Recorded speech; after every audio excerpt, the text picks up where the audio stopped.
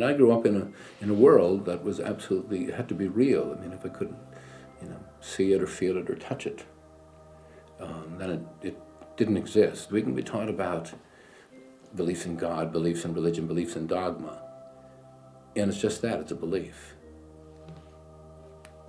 For my purposes, growing up as in a strict Catholic environment, I was sort of like,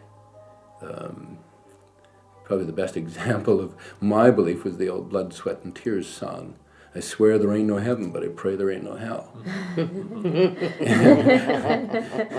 And because there was always a part of me, as much as I could rail against the notions of a domineering, punishing God, part of me said, "Holy smoke! I hope that isn't true. I hope I'm not just condemning myself with this." And changing from believing something and thinking that this could be true to absolutely knowing it.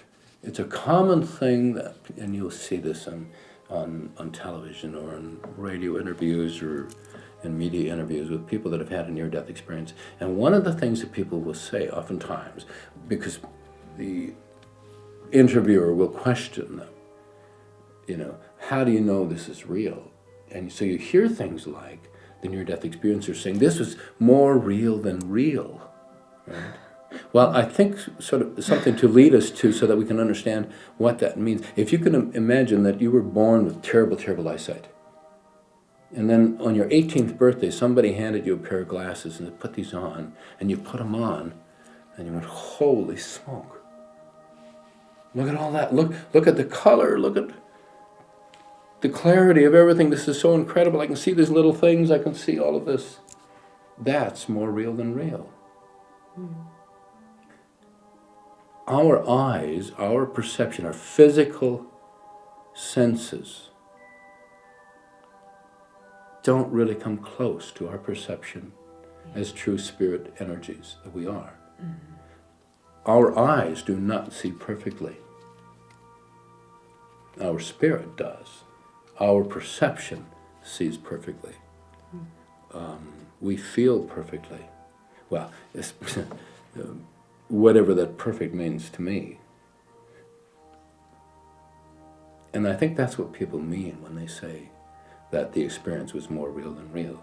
Because the perception that we have when we see things from an out-of-body state, when we see things from in a near-death state, which is an out-of-body state, the perception for me was much more vivid, much more powerful. Colors, vibrations, everything exists in such a powerful field of energy and knowing that is beyond anything that we can experience as in the physical human body.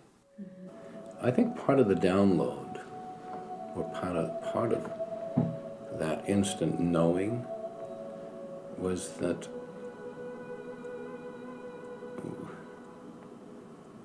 it sort of erased my concepts or my thoughts about who was in control. It reset my concepts of who God was. It was like remembering. When we can become consciously aware while we're away from our body, when we're in our original form, which is a conscious living energy, it was like a memory. And I knew that I'm not this body, that I existed long before this body, and I'll exist long after this body is gone. And it's like a notion or an understanding that we are all collectively individuated aspects of the Creator, that we as a collective consciousness are in fact the Creator, encompassing all consciousness, and that includes E.T.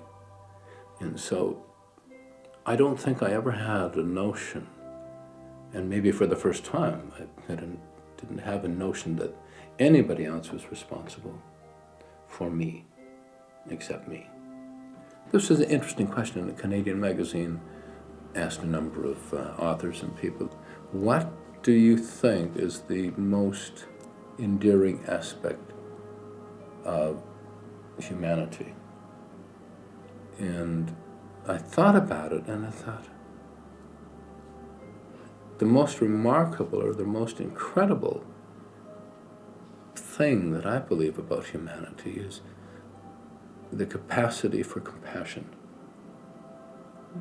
I think that's part of that capacity. If we can feel what it's like to be an animal in trouble or another human being in trouble, we have this incredible Christ consciousness capacity.